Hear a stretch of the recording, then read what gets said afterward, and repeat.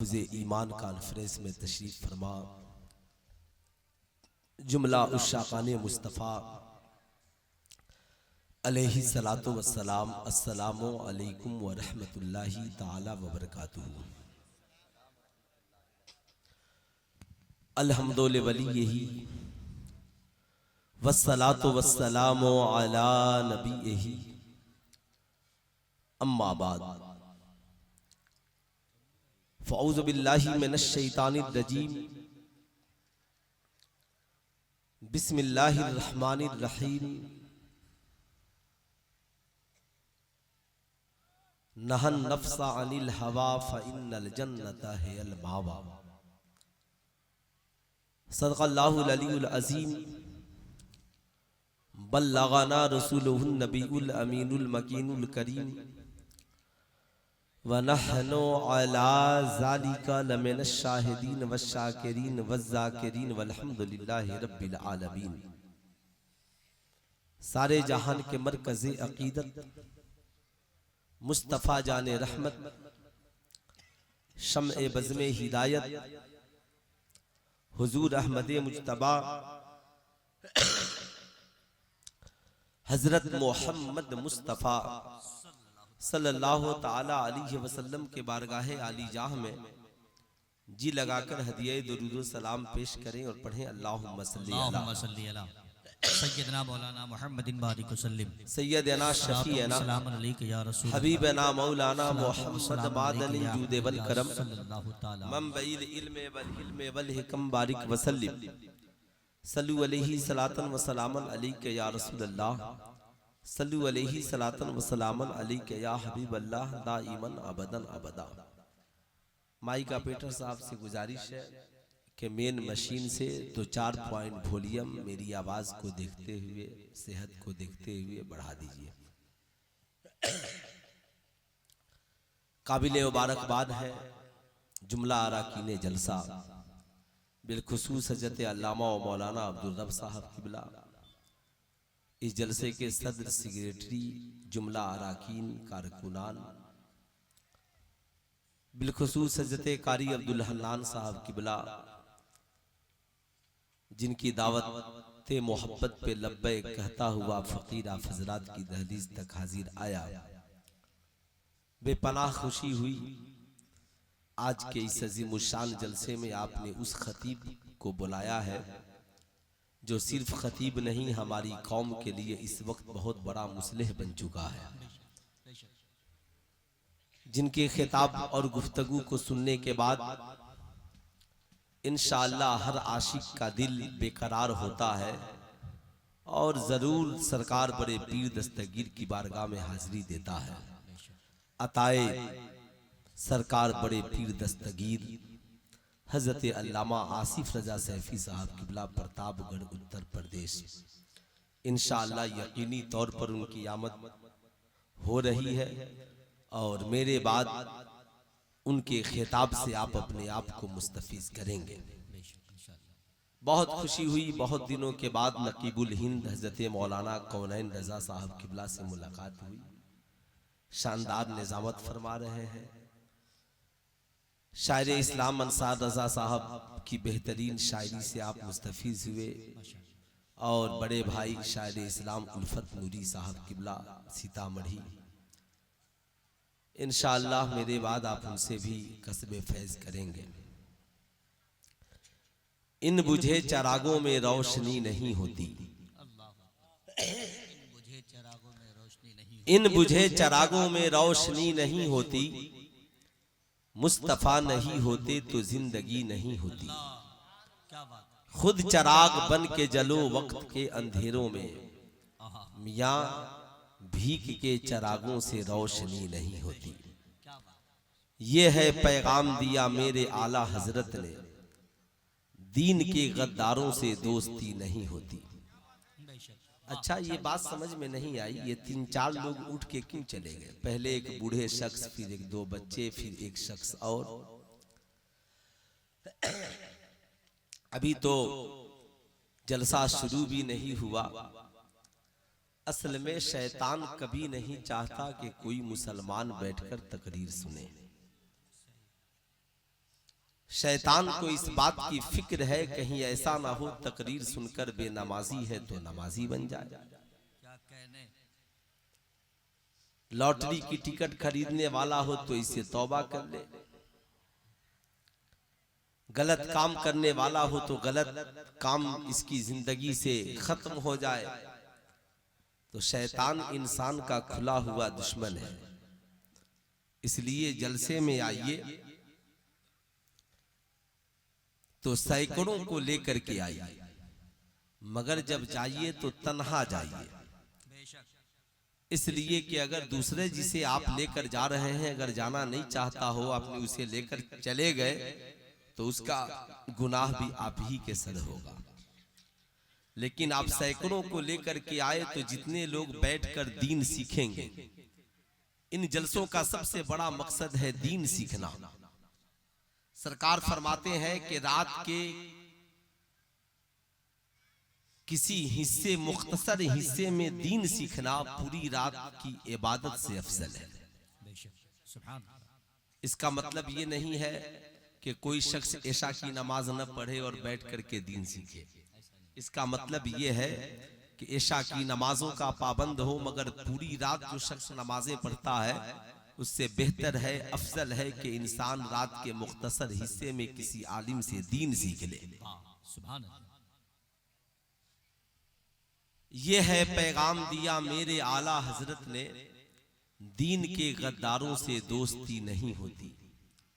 आज के इस जलसे से पैगाम लेकर जाना है, चरागे इश्क नबी हर तरफ जलाएंगे, जहां से कुफ्र की तारीकियां मिटाएंगे। हकीर जानकर जिन्हें बुझा दिया हमने, वही चराग जलेंगे तो रोशनी होगी। मांगते फिरते हैं अगियार से मिट्टी का चराग, अपने खुर्शीद पे फैला दिए साए हमने। हजरात, हम जिस दौर में जी रहे हैं इस दौर में ईमान बचाना भी मुश्किल है, और जिस मुल्क में हम जिंदा हैं अब इस दौर में बहैसियत मुसलमान भी हमारा रहना मुश्किल है।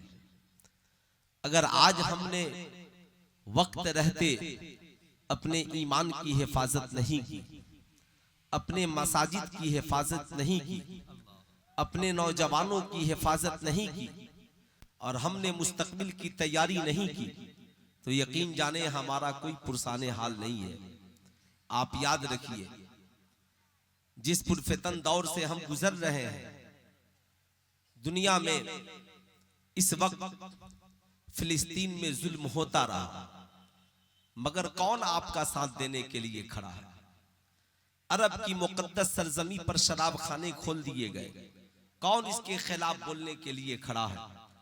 आज अरबों की बेटियां नकाब पहनकर डांस कर रही हैं, आज कौन इसके खिलाफ तहरीक चलाने के लिए तैयार है? अरब की सरजमी पर एक नचनिया नाचते हुए वहां की बेटी को जींस पैंट टी शर्ट पहनकर नाचना सिखला रहा है, और लोग बड़ी शौक से उसके वीडियोस को वायरल कर रहे हैं। आप बताएं, ये समाज का जो बिगड़ा हुआ माहौल, ये बिगड़े हुए माशरे, ये हमारी तबाही के दास्तान लिख रहे हैं। आज यहाँ पर सैकड़ों लोग मोबाइल फोन लेकर के बैठे हैं। आज 99% यहाँ पर नौजवान बैठे हैं जिनके सरों से टोपियां उतर चुकी हैं। आखिर किस मजबूरी ने इनके सरों से टोपियां उतार दी? क्या इनके बाप ने कहा टोपियां उतार दो? क्या किसी काफिर और गैर मुस्लिम ने इन्हें मना किया कि तुम टोपियां मत पहनो? नहीं, बल्कि खुद इनके जमीर इतने मुर्दे हो गए कि इन्होंने ये सोचा कि टोपी पहनना जरूरी नहीं है। कल ये समझेंगे कि निकाह करना भी जरूरी नहीं है। जैसे इस मुल्क की हवा है, लिविंग रिलेशनशिप में जिंदगी गुजारो। कल होकर ये नौजवान समझेंगे हमारे लिए फला काम जरूरी नहीं है, हमारे लिए फला काम जरूरी नहीं है। जैसे हमारी कौम की बेटियों ने इज्जत को इज्जत समझना छोड़ दिया और जिस लड़के के साथ तबीयत की भाग करके शादी रचा ली। जाहिर सी बात है, ये समाज जो बिगड़ रहा है। आज लोग कहते हैं मौलाना हालात खराब हैं। हालात खराब हमने किए हैं। आप ईमानदारी से बताएं, आपके अगल बगल में जितने नौजवान बैठे हैं, आप उनसे प्यार से पूछिए कि आपको टोपी पहनने से किसी हिंदू ने मना किया? पुलिस वालों ने गोलियां चलाई कि तुम टोपी पहनेगा तो तुमको गोली मार देंगे। बताएं ईमानदारी से, अगर मस्जिद में मुसलमान नमाज पढ़ने इस वक्त नहीं जा रहे हैं तो क्या कोई रोकने वाला है? वो रोक रहा है कि तुम नमाज मत पढ़ो, बल्कि हमारे नौजवान खुद नमाज पढ़ना नहीं चाहते, खुद कुरान की तिलावत करना नहीं चाहते। मैं अभी पंडुआ शरीफ गया था, वहां पे 2-2 मस्जिदें वीरान हैं। आखिर उसकी वजह क्या है? वजह यह है कि वहां के लोगों ने उन मस्जिदों में नमाजें पढ़ना बंद कर दिया। हमने कभी वहां के नेताओं से मुतालबा नहीं किया कि मस्जिद हमारी है, हम उसमें नमाज पढ़ेंगे, हमें हमारे लिए वहां ताले खुलवाए जाएं। आपने कभी ए लड़काए कहां जा रहा है? खाला अम्मा का घर है ये, जब मर्जी की आया तब चल दिया। सोचे जरा सा, अब सोचे कि बीच मजमे से उठा और उठ करके चल दिया, कौन उसको रोकेगा? है ना? किसकी औकात है जो उसे रोक दे? ना उसे शऊर है, ना उसे फिक्र है, उठा और चल दिया। वजह सिर्फ ये है कि हम सिर्फ इलेक्शन में 500 टका, 200 टका, 1000 टका लिए वोट दिए। हम कभी ये नहीं सोचते कि जमीनी तौर पर हमारा डिमांड क्या है, जमीनी तौर पर हमारी जरूरत क्या है। आज मुसलमानों के बच्चों की तालीम के लिए कितने एजुकेशन पॉइंट है, आज हमारी बच्चियों की तालीम के लिए कितने एजुकेशन पॉइंट है। संबल की सरजमी पर जिन नौजवानों को गोलियां लगी, वो सिर्फ लाइसेंसी हथियारों की आड़ में गोलियां लगी। आप में कितने नौजवान हैं जिन्हें हुकूमत की तरफ से लाइसेंसी हथियार चलाने की इजाजत है?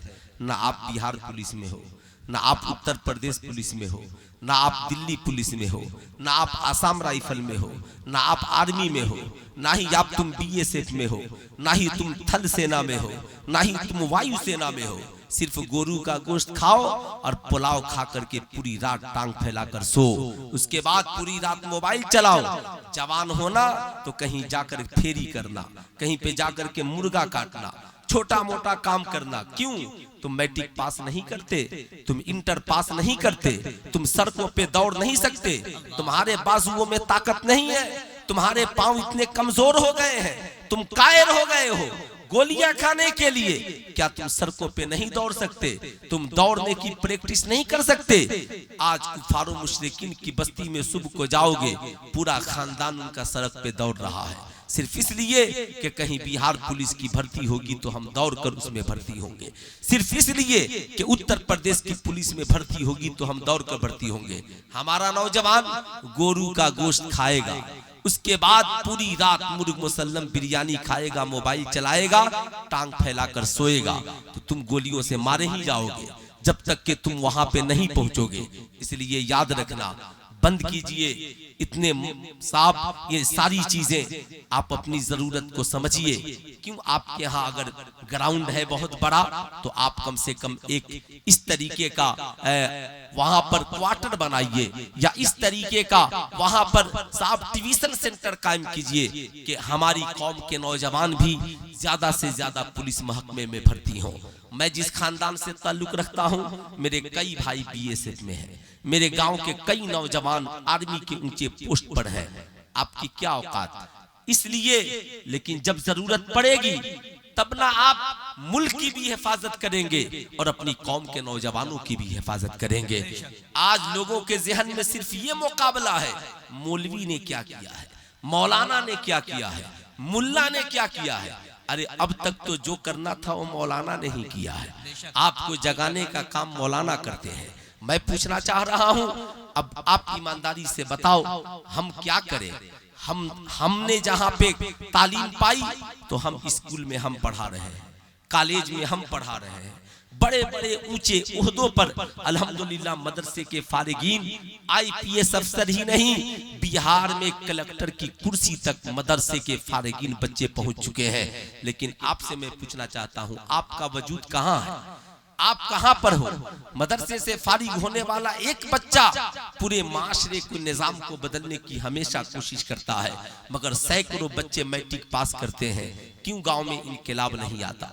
लाखों बच्चे इंटर पास करते हैं, क्यों गांव में इनकलाब नहीं आता? उसकी सबसे बड़ी वजह यह है हमारी बेराह रवी, हम सुनना नहीं चाहते, हम कुछ करना नहीं चाहते। हमें मोबाइल फोन मिल गया, आप ईमानदारी से बताएं, अगर मैं आप सबसे पूछूं ये क्या है, आप कहेंगे ये मोबाइल है।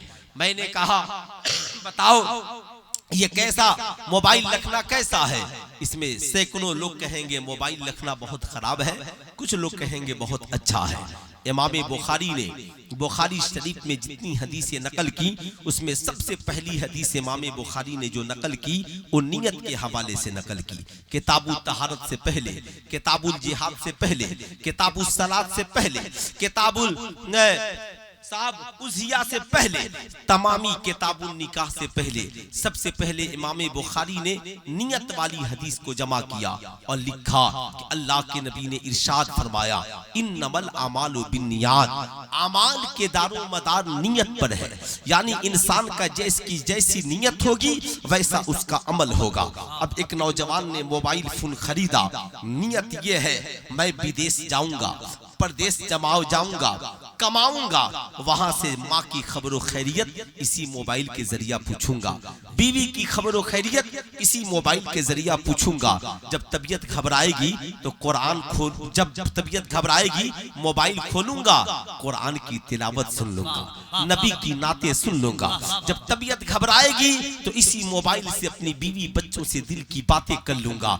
याद रखिएगा मोबाइल वही है मगर नीयत बदल गई है। नौजवान की नीयत में नेकी ही नेकी है, इसलिए अब मोबाइल खरीदा, खरीदना सवाब, रखा रखना सवाब, माँ से बातें की, बात करना सवाब, कुरान की तिलावत सुनी, सुनना सवाब, उसने नबी की नाते सुनी, नात का सुनना सवाब। मगर वहीं पर एक नौजवान का ज़हन बिगड़ा था, मिजाज बिगड़ा था, बहुत अमीर कबीर है, 50,000 का मोबाइल खरीदा। नियत ये है गर्लफ्रेंड से बात करूंगा, नियत ये है कि इस मोबाइल के जरिया मूवीज और गंदी फिल्में देखूंगा, नियत ये है कि इस मोबाइल के जरिया लोगों से फ्रॉडिंग करूंगा, इस मोबाइल के जरिया माशरे में गलत तस्वीरें शेयर करूंगा। अब उसका मोबाइल खरीदना गुना, मोबाइल पे जो वो अमल कर रहा है वो करना गुना। नियत इंसान की दुरुस्त हो जाए तो इंशाअल्लाह उसके मामलात भी दुरुस्त हो जाएंगे। इसलिए ख्यालात को पाकीज़ा बनाइए, नियत को पाकीज़ा बनाइए। आज हमारी कौम का नौजवान रात के 12 बजने वाले हैं, आप पलट कर बाएं देख लीजिएगा, सैकड़ों नौजवान लड़के लड़कियां मेलों की जाकर जीनत बने होंगे। कैसा है वो बेगैरत बाप जो अपनी बेटियों को मेले की जीनत बनाता है, कैसा है वो बेगैरत शौहर जो अपनी जवान बीवी को सजा सवार कर मेले में ले जाकर के घुमाता है, जहां पर लाखों नौजवानों की गंदी भरी निगाहें उसके जिस्म पर पड़ती हैं। न खुद वो अपनी हिफाजत करता है, न अपनी बीवी बच्चों की हिफाजत करता है। अल्लाह कुरान में फरमाता है, या अय्युहल्लज़ीना आमनू क़ू अनफुसकुम व अहलीकुम नारा, ऐ ईमान वालों अपने आप को और अपने घर वालों को जहन्नम की आग से बचाओ। आप ईमानदारी से बताएं, मजार शरीफ पर औरतों का जाना जायज है? नहीं। अरे हाथ उठाकर बोलिए जाना जायज है। पूरा मजमा हाथ उठाकर बोलिए मजार शरीफ पे औरतों का जाना जायज है? नहीं है। आपसे मैं पूछना चाहता हूँ, सारे मुसलमान जानते हैं मजार शरीफ पर आला हजरत का फतवा है, मजार शरीफ पर मुसलमानों का जाना जायज नहीं। मगर जवान बेटियों को लेकर कौन जा रहा है, जवान बीवियों को लेकर मजारों पे कौन जा रहा है? बताओ ईमानदारी के साथ, ये कौन जा रहा है? क्या उससे अल्लाह वाले खुश होंगे? क्या हजरत ख्वाजा गरीब नवाज उससे राजी होंगे? क्या बुजुर्गान दीन उस नौजवान से खुश होंगे जो अपनी जवान बीवी को लेकर मजार शरीफ पर गया है? सवाल ये उठता है, ऐ मेरी कौम का नौजवान सुन, याद रखना, हम चादरें चढ़ाना तो सीख गए, मगर हमारी बेटियों के सरों पे दुपट्टा कौन चढ़ाएगा? बताओ बेटियों को इश्क़ मुस्तफा की दौलत कौन सिखाएगा? बताओ हमारी माओ बहनों के सरों पे चादरे मुबारक को कौन चढ़ाएगा? आज तो जमाना यही चाहता है इनके सरों से दुपट्टा उतर जाए। आज आपकी बेटी को पता नहीं है कि उसके लिए कैसा दुपट्टा ओढ़ना शरीयत ने मुकर्रर किया है। लोगों से क्या मतलब? आपसे मैं पूछना चाहता हूँ, 5,000 का कीमती लिबास ईद में अपनी बेटी के लिए खरीदते हो, या बेटी को पैसा देते हो, बीवी को अपने पसंद से लिबास खरीद लो, चलो साहब ठीक है, लेकिन कभी आपने बेटी से कहा, ए बेटी तूने 5000 का लिबास खरीदा है, जरा दिखा तो सही तेरा दुपट्टा शरीयत के मुताबिक है कि नहीं है, तेरा लिबास शरीयत के मुताबिक है कि नहीं है। क्या तूने कभी अपनी बीवी से कहा, मेरी शरीक हयात तूने 10,000 का कपड़ा खरीदा है, ला तो जरा देखें तेरा कपड़ा या तेरी जो ये चादर है वो शरीयत के मुताबिक है कि नहीं है। 5000 का कपड़ा, नेट वाला दुपट्टा, शरीयत कहती है इस्लाम में नेट वाला दुपट्टा जायज नहीं है। साहब 10,000 का कपड़ा, जॉर्जेट का पतला दुपट्टा जिससे बाल की सियाही नजर आए, शरीयत कहती है ये जायज नहीं है। 10,000 का कपड़ा पहनकर भी गुनाह कर रही है, 5000 का कपड़ा पहनकर भी गुनाह कर रही है। छपरा के एक शायर है मदहोश छपरावी, उनका एक शेर है, इस दौरे तरक्की का चलन देख रहा हूँ, पर्दा है मगर सारा बदन देख रहा हूँ। आज यही तरक्की याफ्ता दौर है, यही इस दौर का मतलब है। याद रखना, सिर्फ हमने अपनी जिंदगी में साहब गोश्त को अहमियत दी, पुलाव को अहमियत दी, अपनी मर्जी को अहमियत दी, और नारा लगता है, नारा मत पूछिए। आज तो इस दौर में यहूदो मुशरिकीन का ये नारा है। यहूद तो यही चाहते हैं मुसलमान भी हमारी तरह हो जाएं, मुसलमानों की बेटियां हमारी तरह हो जाएं। आपसे मैं पूछना चाहता हूं, कुफारो मुशरिकीन की बेटियों में और मुसलमानों की बेटियों में क्या फर्क होना चाहिए? काफिरों की बेटियों के सरों पे दुपट्टा नहीं होता, मुसलमानों की बेटियों के सरों पे दुपट्टा होता है। काफिरों की बेटियां सड़क पे नाचती हैं, मुसलमानों की बेटियां नाचती नहीं, अपनी इज्जत की हिफाजत करती हैं। कुफार मुशरिकीन की बेटियां सरेआम नंगा काम करती हैं, मगर मुसलमानों की बेटियां ऐसा नहीं बल्कि बाहया होती हैं। लेकिन जब इनका भी मामला यही हो जाए, ये भी कहें मौलाना साहब माई लाइफ माई चॉइस, मैं अपनी जिंदगी को अपनी मर्जी के मुताबिक गुजारना चाहती हूँ। जैसे आज का नौजवान भी कहता है माई लाइफ माई चॉइस, मैं अपनी जिंदगी को अपनी चॉइस के मुताबिक गुजारना चाहता हूँ। मैं किसी मौलवी मौलाना के कहने पे जिंदगी क्यों गुजारूं? खड़े खड़े चाय पीऊं, खड़े खड़े खाना खाऊं, कान में बाली पहनूं, हाथ में कड़ा और ब्रासलेट पहनूं, बुलेट पे घूमूं, शराब पीऊं, लॉटरी का टिकट खरीदूं, जो मर्जी आए वो करूं। मौलवी साहब आपका क्या जाता, जाइए अपना काम कीजिए। मैं कहना चाहूंगा, ऐ मेरी कौम का नौजवान, ये जो तुझे जवानी मिली है, ये जो तुझे हुस्न जमान मिला है, जरा कभी उसके ऊपर तरस खा और कभी बैठकर उसके बारे में सोच। याद रखना, जिस रब ने तुझे पैदा किया है कल तुझसे तेरी जवानी का हिसाब लेगा। आज हमारी कौम की बेटियां भी कहती हैं मौलाना हमारा जिस्म हमारी मर्जी, हम जॉर्जेट का दुपट्टा ओढ़े, हम नेट का दुपट्टा ओढ़े, हम मेले में घूमे, हम गैरों के साथ भाग जाएं, हम किसी के साथ व्हाट्सएप पे चैटिंग करें। मौलवी साहब आपको क्या प्रॉब्लम है?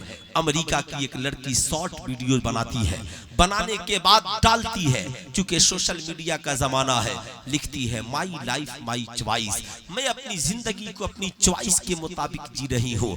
मैं बाप नहीं रखती। क्यों नहीं रखती? कहा इसलिए कि बाप की बात कौन सुनेगा। मैं माँ नहीं रखती। क्यों नहीं रखती? कहा माँ रखूंगी तो माँ मुझे डांटेगी, इसलिए मैं माँ नहीं रखती। मैं शादी नहीं करती। क्यों? कहा इसलिए कि शौहर की नौकरानी बनकर कौन जिंदा रहेगा। मैं बच्चे पैदा करना नहीं चाहती, मैं माँ बनकर नहीं जीना चाहती, इसलिए कि माँ बनूंगी तो फिर बच्चों की खिदमत करनी पड़ेगी। ये मेरी पर्सनल जिंदगी है।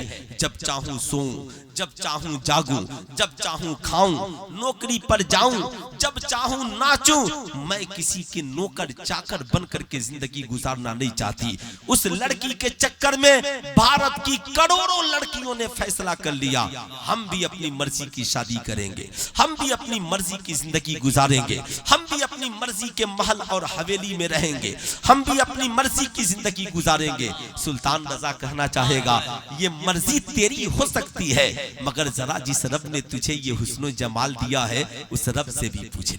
जिस मालिक को मौला ने तुझे ये खूबसूरत आंखें दी हैं उस खुदा से भी पूछ ले। जिस रब ने तुझे ये सोचने की सलाहियत दी है जरा उस रब से भी पूछ ले।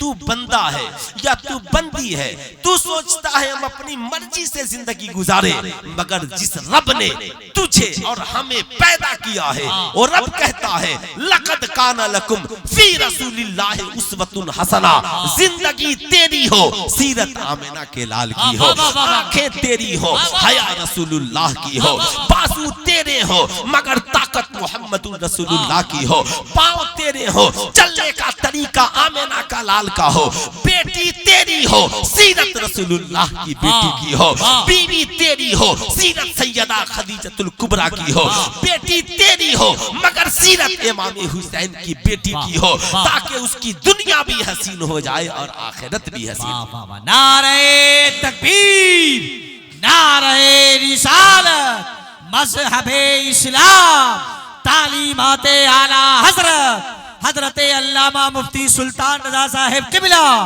नारे तकबीर, नारे रिसालत। बहुत उम्दा। अब इसके लिए हमने तरक्की के लिए सिर्फ मैट्रिक की डिग्री को ही सब कुछ समझ लिया, इंटर की डिग्री को ही सब कुछ समझ लिया। याद रखिएगा मैं मौलवी हूं मगर स्कूल में टीचर हूं, इसलिए आप याद रखिएगा। आप ये मत सोचिए, मैं कौम की बेटियों से भी कहूंगा आप ईमानदारी से बताओ, मैं भी पढ़ाता हूं तुम भी पढ़ती हो या पढ़ते हो, नर्सरी से लेकर PhD तक पूरे भारत में जितने स्कूल में सिलेबस चलते हैं, कोई ऐसा सिलेबस मुझे लाकर दिखाओ जिसमें बताया जाता हो हलाल क्या है हराम क्या है, अच्छा क्या है बुरा क्या है, माँ का तेरे ऊपर क्या हक है, भाई का तेरे ऊपर क्या हक है, शौहर का तेरे ऊपर क्या हक है, बीवी का तेरे ऊपर क्या हक है, क्या तेरे लिए खाना हलाल है और क्या तेरे लिए पीना हलाल है। ईमानदारी से बताएं कोई ऐसी किताब चलाई जाती है? अरे हाथ उठा के बोलो ना, इसमें झूठ क्या है? ऐसी कोई किताब चलती है? पूरा मजमात उठाकर बताइए, ऐसी कोई किताब चलती है? नहीं चलती। पता क्या चला? गौर से मेरी बात सुनिएगा, मैं तालीमात का मुखालिफ नहीं हूँ, याद रखिएगा वो तालीम मुबाह है। हम मैट्रिक पास हैं सुभान अल्लाह, हम इंटर पास हैं सुभान अल्लाह, हम BA पास हैं सुभान अल्लाह, हम डॉक्टर हैं सुभान अल्लाह, हम इंजीनियर प्रोफेसर हैं सुभान अल्लाह, लेकिन मैट्रिक पास उनके पास भी है, इंटर पास उनके पास भी है, BA पास कुफारो मुशरिकीन में भी है, डॉक्टर इंजीनियर कुफारो मुशरिकीन में भी है। फर्क क्या है? फर्क क्या है? तो याद रखिएगा, एक इंसान डॉक्टर है मगर इंसानियत उस वक्त तक नहीं आएगी जब तक उसकी जिंदगी में आमिना के लाल की सीरत नहीं आ जाए। एक इंसान मैट्रिक पास, BA पास, इंटर पास है मगर उसकी जिंदगी में इंसानियत उस वक्त तक नहीं आएगी जब तक कि उसकी जिंदगी में इस्लामी तालीमात नहीं आ जाए।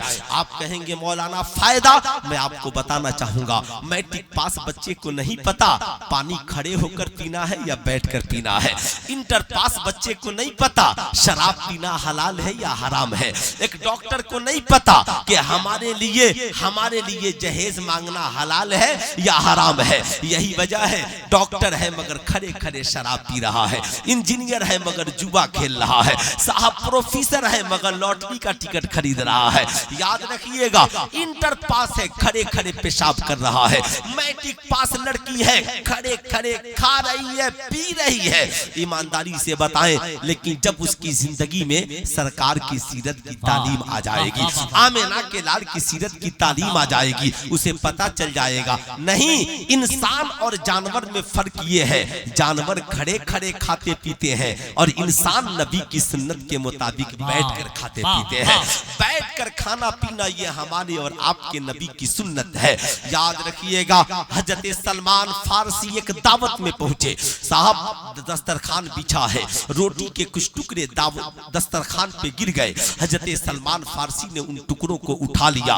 बगल के एक शख्स ने कहा, ओ साहब आपने तो रोटियों के टुकड़े उठा लिए, वो नहीं देखते यहूदी आपका मजाक उड़ा रहे हैं।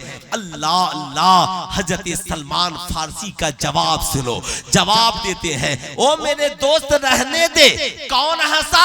कहा यहूदो नसारा मजाक उड़ा रहे हैं। हजरत सलमान फारसी कहते, इन बेवकूफों की वजह से मैं अपने नबी की सुन्नत कैसे छोड़ सकता हूं? इन बेवकूफों की वजह से मैं अपने नबी की सुन्नत कैसे छोड़ सकता हूँ। आज नौजवान सोचता है एयरपोर्ट में बैठ के चाय पीऊंगा बेइज्जती हो जाएगी। आज हमारी कौम का नौजवान सोचता है बर्थडे पार्टी और शादी के पार्टी में बैठकर खाऊंगा बेइज्जती हो जाएगी। मैं कहूंगा नहीं नौजवान, तू जिंदगी में जहां भी रह, बर्थडे पार्टी में जा, तुम स्कूल के किसी एनुअल फंक्शन में खाना खाने जा, तू एयरपोर्ट पे जा, तू चाहे बस स्टैंड में जा, जब तुझे चाय पीने के लिए मिले, जमाना खड़े होकर पी रहा हो, तू चाय लेकर के बैठ जाना, जमाना तुझसे पूछे सब तो खड़े होकर पी रहे हैं, तुम बैठकर क्यों पी रहे हो? कहा जो खड़े होकर पी रहे हैं वो जानवरों के तरीके पे अमल कर रहे हैं, और मैं बैठकर इसलिए पी रहा हूँ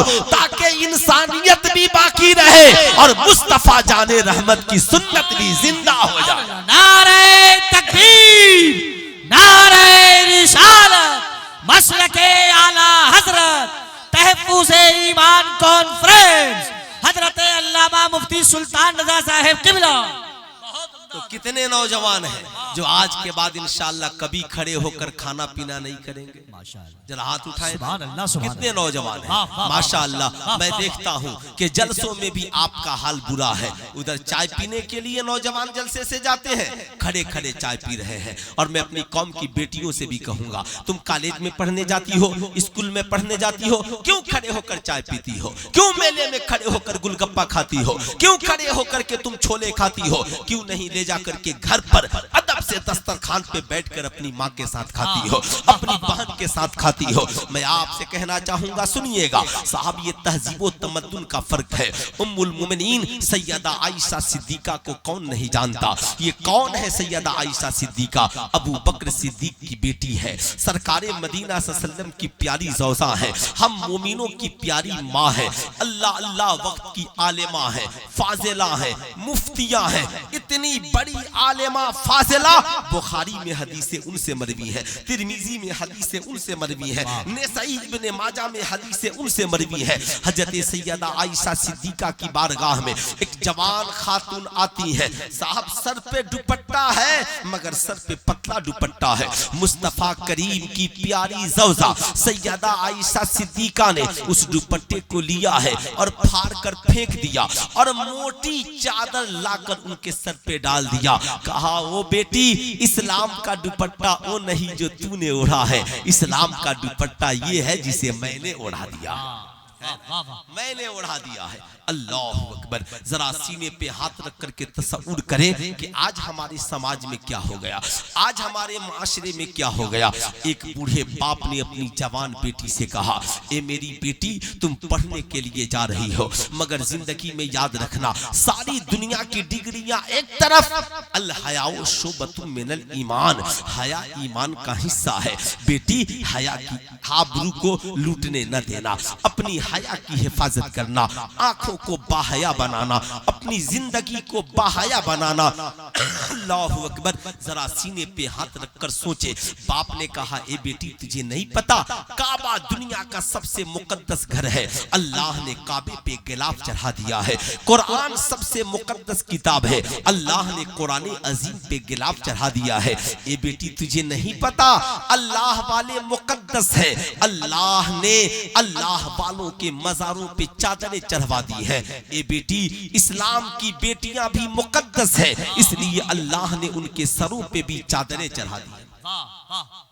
अच्छा, एक बात समझ में नहीं आ रही है। मैं तकरीबन आधे घंटे से तकरीर कर रहा हूं, कुछ बूढ़े भी उठे चले गए, कुछ नौजवान भी उठे चले गए। आखिर कोई मिजाज है कि नहीं है? मैं तकरीर खत्म कर दूं या आप लोग सुनेंगे? सुनेंगे? जितने लोगों को जाना है, मैं 1 मिनट का वक्त देता हूं, खुदा के वास्ते उठकर चले जाइए, और नहीं तो मैं आपसे कहता हूं कि आप इत्मीनान से बैठे रहिए, इत्मीनान से तशरीफ रखिए। कितने लोग बैठ करके सुनेंगे? वादा करें इंशाअल्लाह जब तक जलसा चलेगा सुनेंगे। जरा हाथ उठाकर बोले या रसूल अल्लाह, और जरा प्यार से बोले या हबीब अल्लाह। अफसोस ये नहीं होता कि बच्चे चले गए, अफसोस ये होता है जवान भी चले जा रहे हैं। अफसोस ये होता है कि 50-60 साल के बूढ़े भी आहिस्ता से चप्पल उठा के ऐसे जा रहे हैं जैसे कोई देख नहीं ले उन्हें। अल्लाह अल्लाह रे, हम देखें न देखें, फरिश्ते तो देख रहे हैं। कोई देखे आपके कांधे पे दो फरिश्ते हैं कि नहीं है? अरे बोले हर मोमिन के कांधे पर, हर शख्स के कांधे पे दो फरिश्ते हैं कि नहीं है? वो देख रहे हैं, खुदा देख रहा है।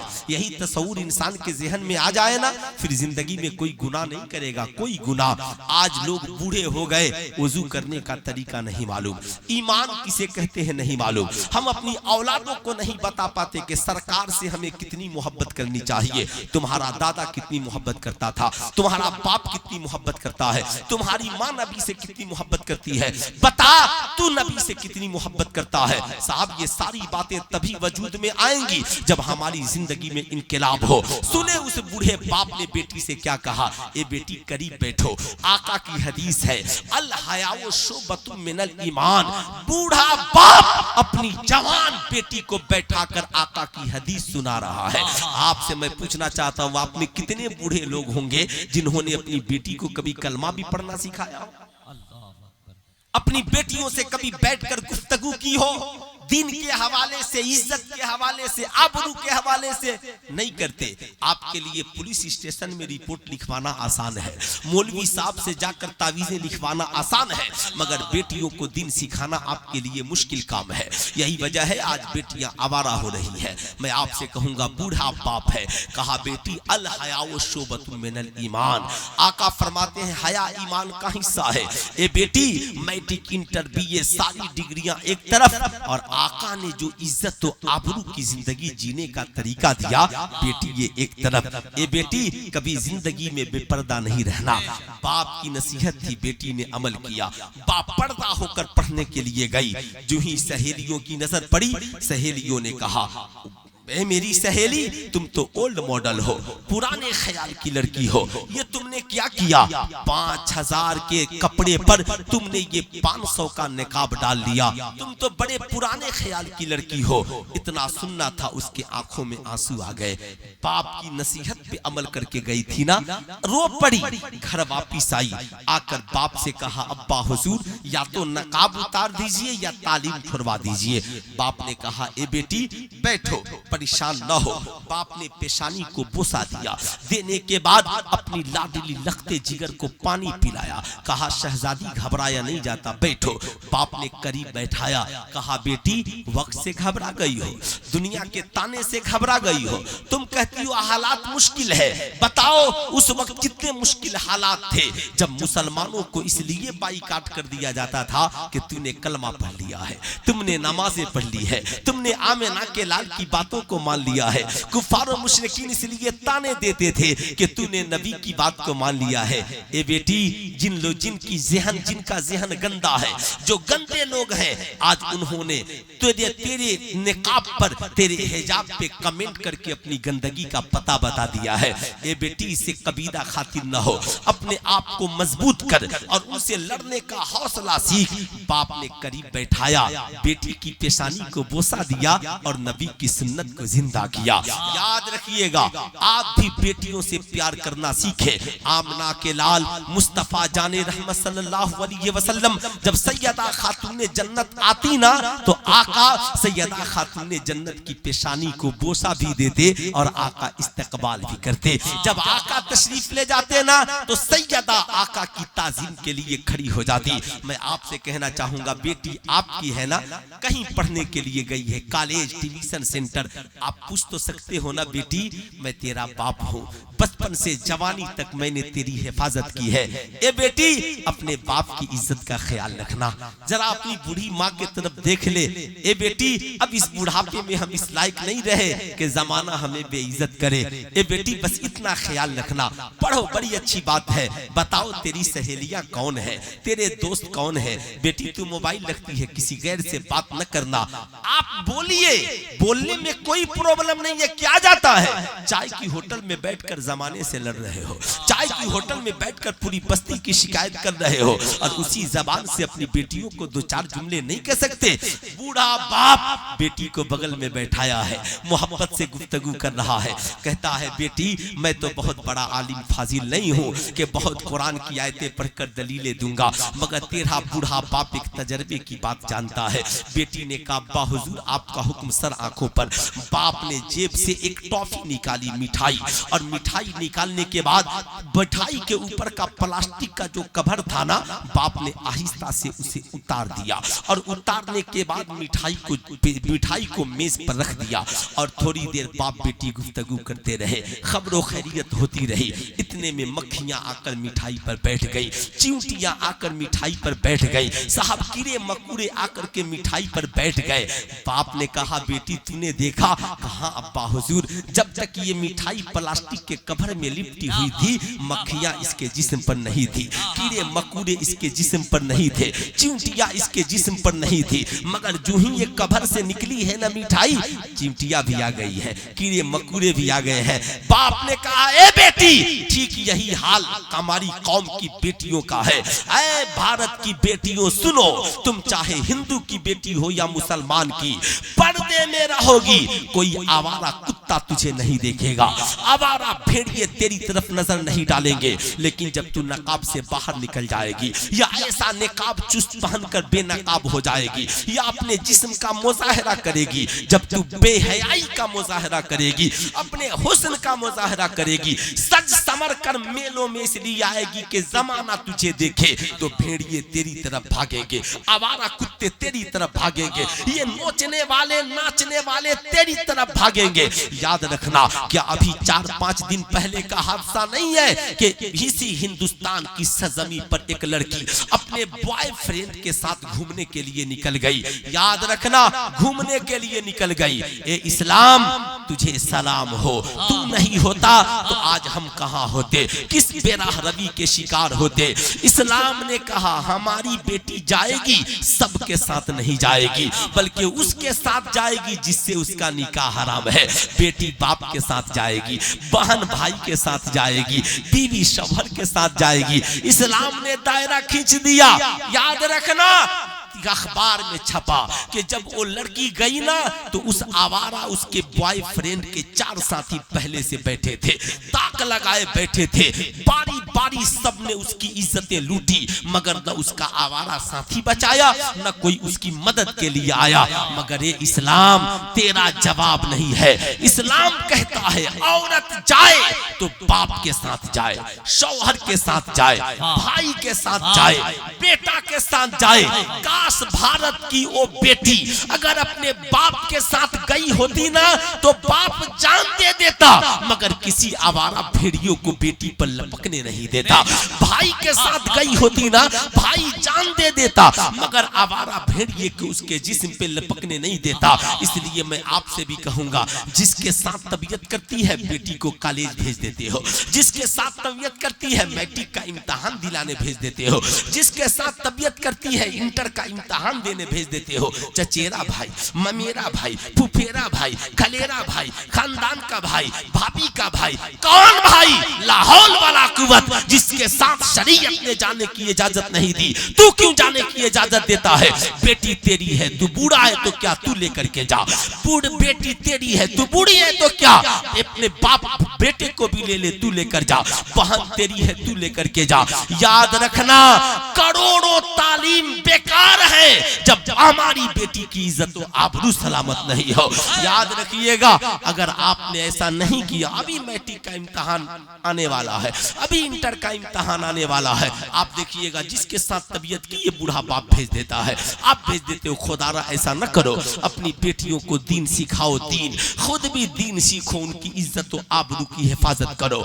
याद रखना, याद रखना साहब, जब उस बूढ़े बाप ने अपनी बेटी को ये बातें बताई ना, बेटी मुस्कुरा पड़ी, कहे बोल पड़ी, अब्बा हुजूर अब टेंशन नहीं ले, मैं पढ़ूंगी भी, जवाब भी दूंगी, कॉलेज में नंबर 1 पोजीशन भी हासिल करूंगी, और इसी हिजाब मॉडल बन करके हासिल करूंगी, और मैं अपनी सहेलियों को कल जवाब दूंगी। बेटी कल पहुंचती है, जो ही कॉलेज पहुंची है, सारी सहेलियां जमा हो गई। इसने कहा, देखो सबका मैं अकेले अकेले रोजाना जवाब नहीं दूंगी, आज मैं फैसला करके रहूंगी कि ओल्ड मॉडल हूं मैं, पुराने ख्याल की लड़की हूं मैं, सैयदा खातून जन्नत की सुन्नत पे अमल करने वाली हूं मैं, नमाज पढ़ती हूं मैं, कुरान पढ़ती हूं मैं, बाहिजाब रहती हूं मैं, सिर्फ इसलिए आ गई हूं ताकि समाज हमें नीचा न दिखा सके, मैं पढ़ने आ गई हूं। ये बताओ तुम्हारा न्यू फैशन कहाँ है? सारी सहेलियां जमा हो गई। अब इसने कहा आओ तुम्हारा न्यू फैशन का जायजा लेते हैं। इसने देखा एक सहेली है जींस फटा हुआ है, कहा ये तेरा जींस जो फटा है और अपना रान जो गैरों को दिखा रही हो, यही तुम्हारा न्यू फैशन है। ये तुम्हारा चुस्त और छोटा सा टी शर्ट जिसे पहनने के बाद पेट और कमर दिख रहा है, क्या यही तुम्हारा न्यू फैशन है? ये छोटा और तंग लिबास जिसे पहनने के बाद तेरे बाजू और तेरे सीने की बनावट नजर आ रही है, बता यही तेरा न्यू फैशन है? उसने कहा लानत हो तुम्हारे न्यू फैशन पर। और मेरी सहेलियों सुनो, ये जींस फाड़ कर, ये चुस्त लिबास पहनकर और ये छोटा लिबास पहनकर अपना जिस्म गैरों को दिखाना, ये न्यू फैशन तुझे मुबारक हो। और फटे हुए दुपट्टे में 72 पेबंद लगाकर अपने जुल्फों की सियाही की हिफाजत करना, सैयदा खातून जन्नत की सुन्नत हमें मुबारक। सुभान अल्लाह, सुभान अल्लाह, हमें मुबारक। बताएं कितने लोग हैं जो अपनी बेटियों को इसकी तालीम देंगे? कितने? सिर्फ नौजवान नहीं, बूढ़े हाथ उठाए। कितने बूढ़े लोग हैं जो अपनी बेटियों को इसकी तालीम देंगे? है कोई नौजवान जो मजमे में खड़े होकर अपनी माँ बहन बहू बेटियों की इज्जत के हवाले से एक नारा बुलंद करे? है ना? इतना नारे तकबीर, नारे रिसालत, मजहबे इस्लाम, मसलके आला हजरत, तहफ्फुज़े ईमान कॉन्फ्रेंस, हजरत अल्लामा मुफ्ती सुल्तान रज़ा साहिब किबला, नारे तकबीर, नारे रिसालत। मैं आपसे कहना चाहूंगा, बताओ ईमानदारी से, बेटियों के सरों पे दुपट्टा होना चाहिए कि नहीं होना चाहिए? अच्छा, माशाअल्लाह माशाअल्लाह। बताइए होना चाहिए कि नहीं होना चाहिए? कितने लोग इस सपोर्ट में है कि बेटियों के सरों पे दुपट्टा होना चाहिए? जरा पूरा मजमा हाथ उठा कर बताएं। सब चाहते हैं ना? माशाअल्लाह माशाअल्लाह, हम सब चाहते हैं। इसलिए मैं आपसे कहूंगा इसकी शुरुआत हम अपने घर से करें, मोहब्बत के साथ करें। और नौजवान लड़कों से भी कहूंगा, खुदारा ये आपके सरों से जो टोपियां उतर गई हैं ना, इंशाअल्लाह आइंदा किसी दीनी प्रोग्राम में ये सर पे टोपियां रहेंगी ना? अरे हाथ उठाकर बोले सारे नौजवान, इंशाअल्लाह रहेंगी ना सर पे टोपियां? ना उतारो। ऐ मेरी कौम का नौजवान, अब कितना जलील होंगे हम, कितना रुसवा होंगे हम। क्या ये मॉडर्न जमाने की तालीम नहीं देख रहे? आज जमाना हमारा इम्तिहान ले रहा है कि देखते हैं मुसलमान कितने अपने नबी से मोहब्बत करते हैं। आज जमाना हमारा इम्तिहान ले रहा है कि कितने नौजवान अपनी मस्जिदों से प्यार करते हैं।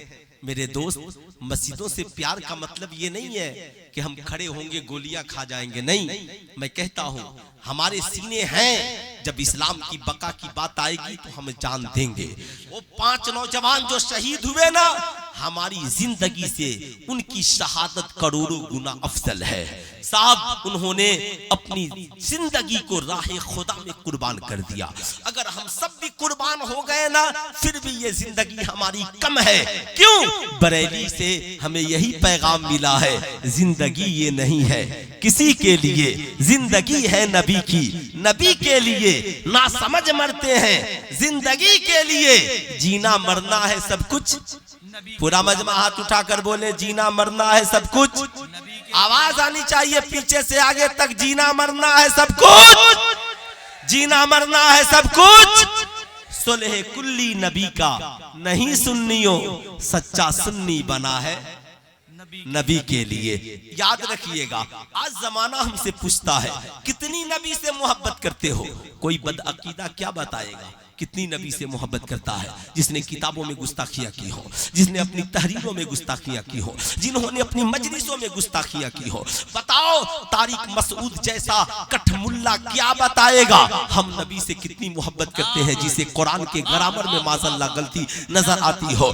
याद रखना, मोहब्बत तो हमने की है। जमाना हमसे पूछता है तुम कितनी मोहब्बत करते हो, तो हम रजा के आशिक यही कहते हैं, करूं तेरे नाम पे जान फिदा, एक जान नहीं दो जहां फिदा, दो जहां से भी नहीं जी भरा, करूं क्या करोड़ों जहां नहीं। याद रखना, जमाना हमसे पूछे तुम नबी से कितनी मोहब्बत करते हो, कहना अल्लाह के नबी ने हमसे मोहब्बत का जो मुतालबा किया, हम उससे इतनी मोहब्बत नबी से करते हैं। अल्लाह के नबी ने क्या कहा? अल्लाह के नबी इरशाद फरमाते हैं, ला युमिनु अहदुकुम हत्ता अकुना अहब्बा इलैहि मिन वालिदिही व वलदिही वन नासि अजमईन। तुम में का कोई भी शख्स उस वक्त तक साहिब ईमान नहीं हो सकता। या रसूल अल्लाह, कब तक? आका फरमाते हैं, जब तक अपनी जान से ज्यादा, अपनी औलाद से ज्यादा, अपनी माँ से ज्यादा, अपने बाप से ज्यादा, सारी दुनिया के इंसानों से ज्यादा मुस्तफा जाने रहमत से प्यार करने वाला ना हो, प्यार करने वाला ना हो जाए, तब तक साहब याद रखिए। अच्छा ये बताइए, आप लोग मेरी तरफ देखिए, है ना, कुछ बूढ़े लोग उठ करके जा रहे हैं तो सारे की निगाहें उन्हीं के तरफ है कि आखिर ये चचा लोगों को इस रात में जाने की जरूरत क्या पड़ गई। जाहिर सी बात है, जब हमारी कौम के बुजुर्ग और बड़े अपने आप को कंट्रोल नहीं करेंगे तो माशरा बिगड़ेगा। ये तो उनकी जिम्मेदारी थी कि बैठते, मगर इधर का जो माहौल जानता हूं ना मैं, 5 मिनट के बाद मुंह में चाय और पान, अगर ये पान नहीं हो, चाय नहीं हो ना, तो लगता है बेचैनी बढ़ गई है। हमेशा मुंह में चाय पान की जरूरत नहीं है। कभी इस वीरान जिंदगी को नबी के जिक्र से भी आबाद करो, कभी इस वीरान जिंदगी को जो है ना आमिना के लाल की मोहब्बत से भी आबाद करो। इस जलसे का बहुत बड़ा मकसद है मस्जिद की तामीर, मस्जिद की तामीर। मुझे लगता है कई सारे लोग आए और रिश्ता से 500 रुपया, 200 रुपया, 100 रुपया देकर इस नियत से चले गए कि कहीं मौलवी साहब मांगेंगे तो बहुत ऊंचा मांगे, है ना। माहौल अच्छा बनाइए ताकि हमारी जमात के अच्छे आलिम आए और आपके दरमियान उनकी तबीयत तकरीर करने में लगे। आप ईमानदारी से बताइए, ठीक है बेटा, मस्जिद किसका घर है? अल्लाह का। हाथ उठाकर बोले किसका घर है? अल्लाह का। जोर से बोले किसका घर है? अल्लाह का। हमें किसने पैदा किया? अल्लाह ने। जोर से बोल दे। ये आंखें किसने दी? अल्लाह ने। ये बाजू किसने दिए? अल्लाह ने। हमें मालो जर से किसने नवाजा? अल्लाह ने। बताएं, जमीन किसने बनाई? अल्लाह ने। आसमान किसने बनाए? अल्लाह ने। अल्लाह मालिको मुख्तार है, वो किसी का मोहताज नहीं है। अगर वो खुदा चाह दे तो हर बस्ती में एक एक मस्जिद उतार दे, मगर वो रब आजमाता है कि देखूं मेरे बंदे जिन्हें मैंने बनाया, आंखें खूबसूरत दी, खानदान खूबसूरत, माँ खूबसूरत, बाप खूबसूरत, माल खूबसूरत, दौलत खूबसूरत, नौकरी खूबसूरत, मकान खूबसूरत। जितने हम लोग बैठे हैं सबके पास अलग अलग मकान है कि नहीं है? अरे हाथ उठाकर बोलिए, अलग अलग मकान है कि नहीं है? सबके पास मकान है ना? सब अपनी अपनी बिल्डिंगें बनाते हैं ना। खुदा भी चाहे तो मस्जिदें बना दे, मगर रब आजमाता है। जिन बंदों को मैंने आलीशान बिल्डिंगें दी हैं, वो सारे बंदे मिलकर मेरा एक घर बना पाते हैं कि नहीं बना पाते? जो दुनिया में रब की रज़ा के लिए जैसी मस्जिद बनाएगा, अल्लाह ताला जन्नत में उसके लिए वैसा महल तैयार फरमा देगा। याद रखिए, आपके घर की, आपकी बस्ती की सारी बिल्डिंगें एक तरफ, सारी बिल्डिंगें, और तन्हा आपकी बस्ती की ये क्या नाम है, सुन्नी जामे मस्जिद, सुन्नी जामे मस्जिद एक तरफ। आपने कुछ नहीं किया। हाँ बेटा रखो, 500 रुपए की एक बोरी सीमेंट आपने सुन्नी जामे मस्जिद में लगा दी, और आप पूरी जिंदगी की कमाई अपने घर वालों में लगाते रहे, तो जब जब नमाज होगी तब तब आपको सवाब मिलेगा कि नहीं मिलेगा? अरे हाथ उठाकर बोले, मिलेगा कि नहीं मिलेगा? जी। अब साहब, जब तक मस्जिद बाकी तब तक सवाब मिलता रहा, दिन भर में 5 बार सवाब। 500 सुन्नी जामे मस्जिद में लगी, दिन भर में 5 बार सवाब। और 50,000 दोस्तों में लगा दिए, कोई सवाब नहीं। अल्लाह। पूरी जिंदगी की कमाई खानदान में लगा दिए, कोई सवाब नहीं। मरकर कब्र में चले गए, हम कब्र में हैं, मगर 1100 रुपए 2100 रुपए हमने मस्जिद में लगाए थे। अब साहब नमाजियों की एक सफ बनवा दी। अब जब तक नमाज होती रही, 5 वक्त कब्र में हमारे पास फरिश्ते खुदा का नूर लेकर उतरते थे। सुभान अल्लाह, सुभान अल्लाह। मैदाने महशर कायम हुआ तो जितनी बिल्डिंगें हैं कोई मैदाने महशर में नहीं जाएंगी। क्या बात। और मस्जिदों को हुक्म होगा, मस्जिदों उठो और जन्नत में चली जाओ। वाह वाह वाह। जन्नत में मस्जिदें कहेंगी मौला हम जन्नत में चले जाएं, मगर हमारे बनाने वाले जन्नत में कब जाएंगे, कब जाएंगे? अल्लाह अकबर।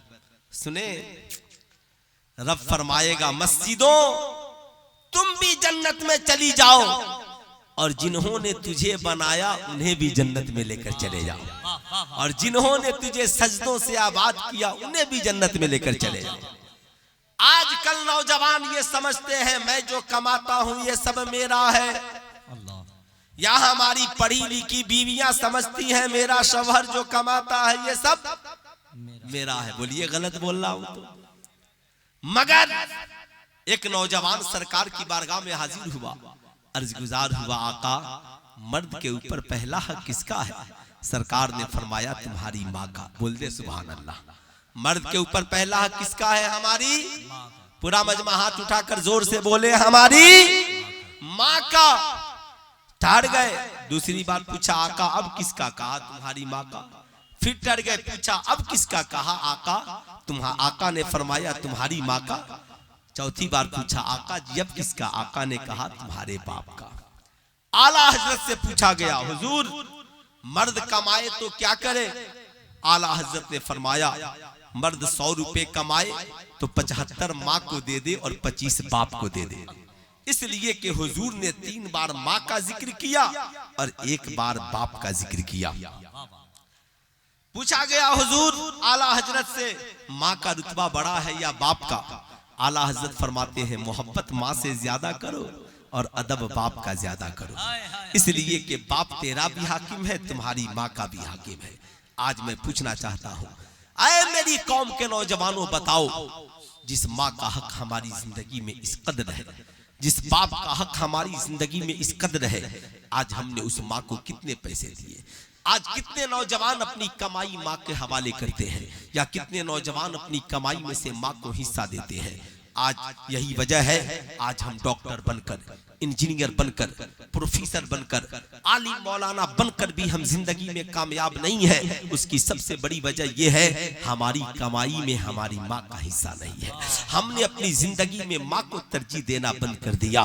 बड़ा अफसोस होता है जब रमजान का महीना आता है और बूढ़ी माँ फोन लगाती है, कहती है मेरे लाल तेरे अब्बा की दवाइयाँ लेनी है, ईद आने वाली है, मेरे मुझे कपड़े बनवाने हैं, तेरी एक बहन भी गरीब है कुछ पैसा भेज दे। या आज का नौजवान कहता अम्मा फोन रख दे, अपने बीवी बच्चों से बचेगा तब न भेजेंगे। सुल्तान रजा कहना चाहेगा किस मुंह से तू कहता है कि अपने बीवी बच्चों से बचेगा तब न हम भेजेंगे? मैं पूछना चाहता हूँ बताओ ईमानदारी से, क्या अल्लाह ने कुरान में नहीं कहा, कुरान में नहीं कहा रब्बिरहमहुमा कमा रब्बयानी सगीरा? ऐ लोगों याद रखना जब तुम माँ बाप के सामने जाना ना दुआ मांगना मालिक मौला मेरे माँ बाप पे ऐसे रहम फरमा जैसे बचपन में उन्होंने मेरे ऊपर रहम फरमाया। यानी माँ बाप के सामने जाना तो अपनी जवानी को याद मत करना बल्कि अपने बचपन को याद करना। तेरी माँ ने तुझसे मोहब्बत बचपन में कैसे की, तेरे बाप ने बचपन में तुझसे कैसे प्यार किया?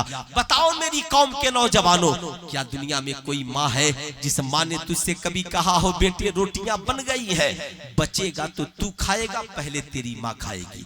क्या तेरे बाप ने कभी तुझसे कहा बेटे तनख्वाह तनख्वाह मिली है, पहले मैं अपनी जरूरत पूरी करूंगा, बचेगा तो तू अपनी जरूरत पूरी करना। नहीं, बल्कि बूढ़ी माँ ने तो खाना बनाकर कहा था, लाल पहले तू खा ले, बचेगा तो माँ खा लेगी। तेरे बाप ने मेहनत की कमाई की, खुद फटी लुंगी पहनकर घूमता रहा, मगर तेरे लिए स्कूल ड्रेस बनाए, तेरे लिए किताबें खरीदी, तेरे लिए डिवीजन सेंटर का इंतजाम किया। तेरे बाप ने दिन को दिन नहीं और रात को रात नहीं समझा।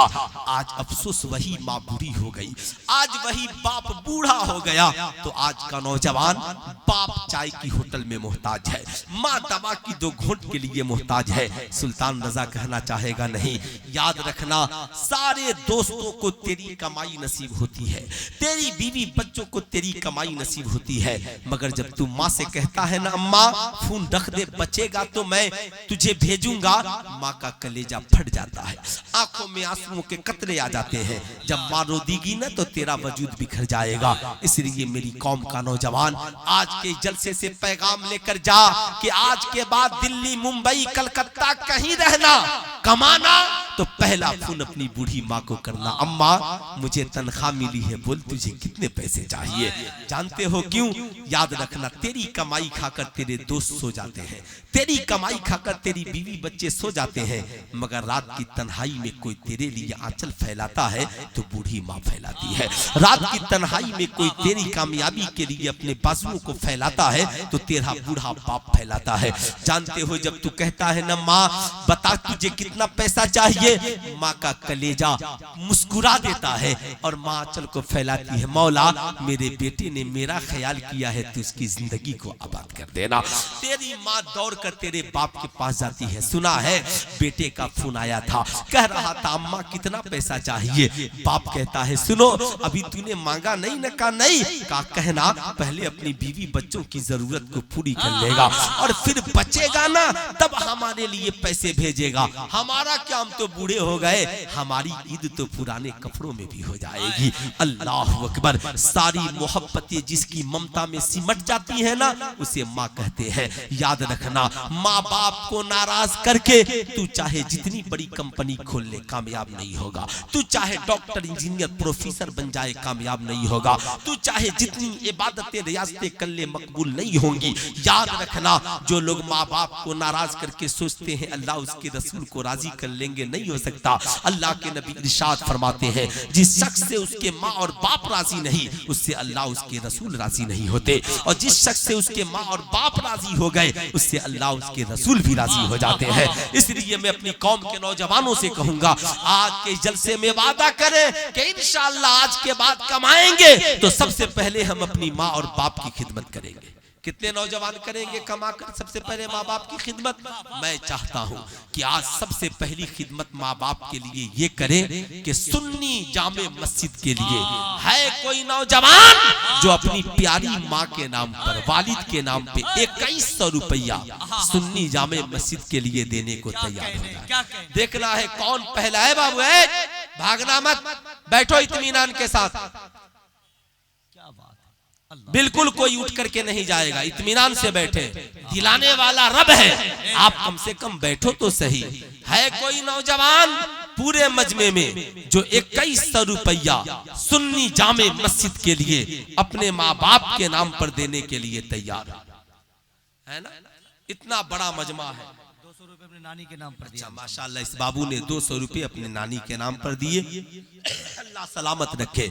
हमें एक ऐसे नौजवान की जरूरत है। साहब साहबा ने इस्लाम के लिए कितनी कुर्बानियां दी। जब अल्लाह के नबी ने कहा इस्लाम के लिए 100 रुपए अपने तरफ से भी दिया है ना, माशाल्लाह 100 रुपए अपने तरफ से भी दिया है। एक नौजवान, अल्लाह के नबी ने कहा इस्लाम के लिए माल चाहिए, तो हजरत उमर अपनी जिंदगी के सारे माल में के 2 हिस्से किए और एक हिस्सा घर वालों के लिए किया।